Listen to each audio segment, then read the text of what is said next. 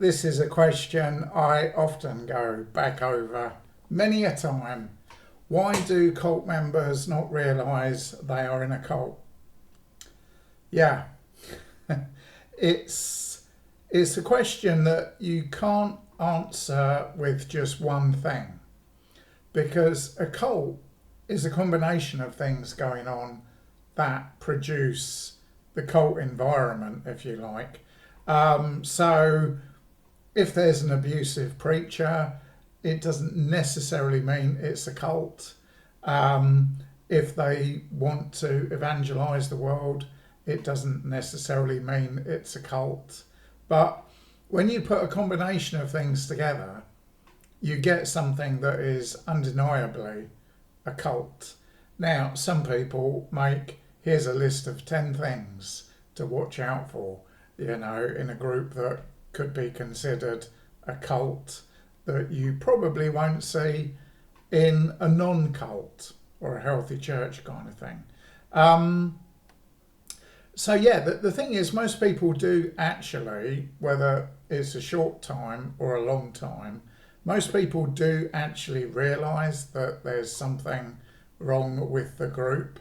And then what often happens is once they peel away one layer, then very rapidly they realise, hang on a minute, there's a lot of things wrong with the group. So we're going to talk about these different things that people might conclude that sort of open the door, if you like, to walking away from a cult. So it is a big topic. It might take more than one video. My story, as I've mentioned many a time, I got recruited in 1995 into London International Church of Christ, a cult ultimately led by a guy called Kip McKean. There was probably about 100,000 people in the cult, so not a small group by any means. But anyway, and then eventually the last service I went to was around 2015, 20 years. Now, things to think about in a cult. There's a lot of sincere, nice people in cults. Generally not the leaders, but there's a lot of nice people in cults. I made lots of friends in cults that pretty much I wouldn't have met if I hadn't have been in the cult. But when you leave the cult and you realise what it's all about, those friendships pretty much come to nothing, unless you've got something else in common apart from the imaginary man in the sky kind of thing. The good news is most people do eventually realise there's something wrong with the group. Maybe they've seen abuse covered up, maybe they've seen financial exploitation, double standards, maybe a friend, their best friend left, and then they talk to their best friend and then they end up leaving as well. But why don't people realise they're in a cult? Well, one of the things that cults do as part of the indoctrination process is they will tell potential new members that people will call the group a cult, and that means they're against God, God's chosen group. Yeah. So the indoctrination process, it's a classic. If it looks like a duck and it quacks like a duck and it swims like a duck, it's probably a duck. But oh no, that's what they'll tell you. They know that, people will call their group a cult. So they have a response to that.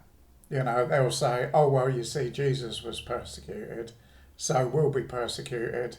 Jesus said he'll be out of it. They'll tell you you're out of your mind. They said the same things about Jesus. So you get a sort of Jesus complex if anyone disagrees with the group.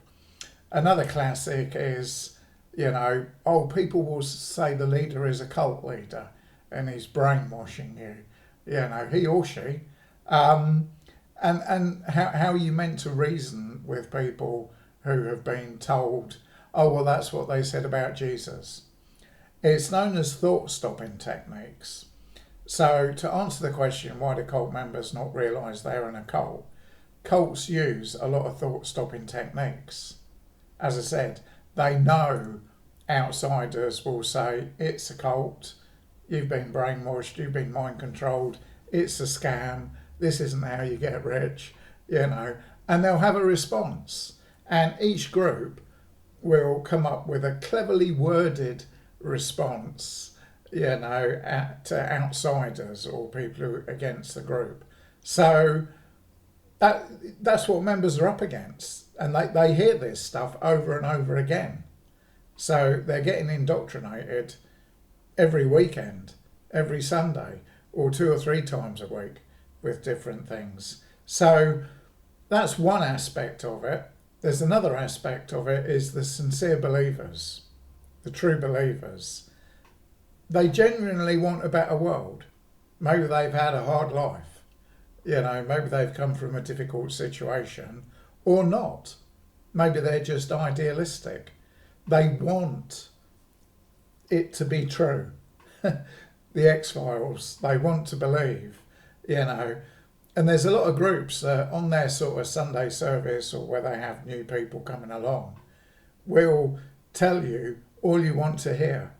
We're the group that is going to be chosen by God to bring about the Messiah or make the world a better place or save the lost world or get people off of drink or drugs or immorality or whatever. They always have a very good sales pitch. They tell you what you want to hear. But are they the ones to get the job done? Never the case. Never the case. This is the thing.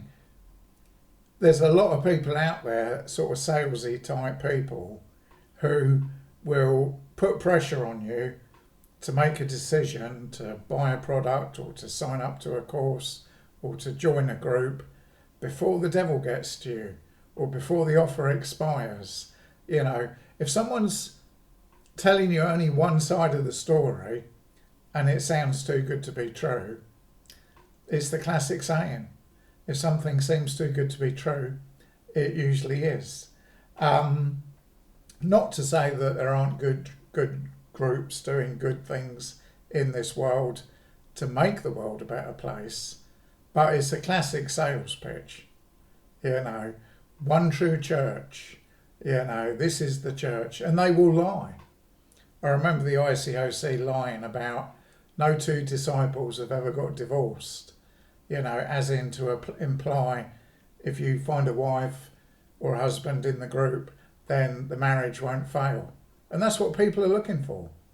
But what they don't tell you is when a couple get divorced, they will always define either of them or both of them as turning away from God and not being a true disciple anymore. So cults lie through their teeth. They're very good at lying. They're very good at selling. They're very good at lying. And they're very good at deceiving. And it becomes a trap for the people doing all of that because that becomes the only way they can make money. It becomes the only way they can survive. So even if somebody's a leader in a cult and that is their primary source of income, they will lie to protect it, even though it's dodgy. They will cover things up. They'll tell you everything you want to hear, and that is one of the reasons why people don't realise they're in a cult, because they just believe that these leaders are from God and everything that the leader says is coming from God, and that they don't question it because they don't want it. They don't want to question it. They want it to be true. They believe they can make it true, and they'll do all they can to turn the fantasy into a reality. So they don't ask where the money goes. They don't realise that, hang on a minute, it's the regular people doing all the work and the leaders collecting all the money and telling everyone else what to do. They don't see it that way. One of the biggest things that cults do, I describe it in different ways. Sometimes I say playing the God card, or playing God's plan, or this is what God wants. So if you're somebody in a group and you believe the group is from God, you're not going to question it, because then you're questioning God, and if you question God, well, your salvation's in question, So some people don't question the fantasy. They just dive into it. Again, people might have come from a bad situation. What's worse is when somebody's been conned before and then they end up in a cult. Or like me, I left the cult and then I got conned by a trading course scam guru. It's not just a cult in religion. There's cult in politics, there's cults in business. There's a lot of devious people in a lot of devious types of groups. But, the fact is that people don't realise they're being conned. If they did, these things wouldn't exist. So there are techniques that people will use to con people. Charm, flattery. Oh, God's got amazing plans for you. Yeah, I can see you being the next millionaire. They use flattery, they use charm, they use friendship, whatever they can, to make people just not think, just not think and not question. And the thing about the con, that is the cult, they can never let their guard down or let their hair down. They can never sort of unwind and say, well, that did happen. They'll never admit to things that they've done, because then that tarnishes their reputation. And you see, they're chosen by God. So they have to present this perfect, kind of facade. And even when they are caught out, they keep going. They'll blame the devil for what they did, kind of thing. Oh, the devil got to you, but now I'm back. Now I'm stronger. Because it's the only game they know. Why do people not realise they're in a cult? One of the things that happened to me is I fell in love with somebody. She was beautiful. And then because I was focused on her, I wasn't questioning all these other things that were going on. Not that I was even aware of other things going on, because I was so obsessed and so in love. Blind in love, And of course, if you see a friendly group and you think, oh, maybe I'll find somebody in this group, that's what you see.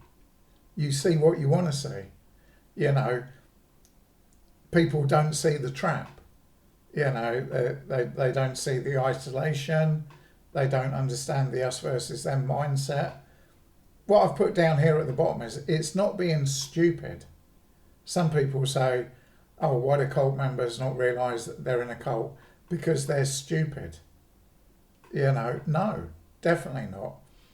What I've put here is often in other areas of life, they're very successful. In the cult I was a part of, there were millionaires, businessmen, people who'd done very well in life, worked hard, made a lot of money, and yet they still ended up in a cult. So that's going to be part A. As I said, it's not as simple. It seems like it's a simple question and you could get a simple answer. But there's a lot of simple answers that when you combine them all together, then you become more aware of the cult environment, So it's not just one little simple answer because they're stupid. No.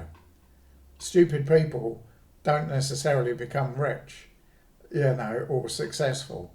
But it's simply, it's something that they're not aware of. You could have a degree in something and be completely oblivious in other areas of life. Let's do a part B to this.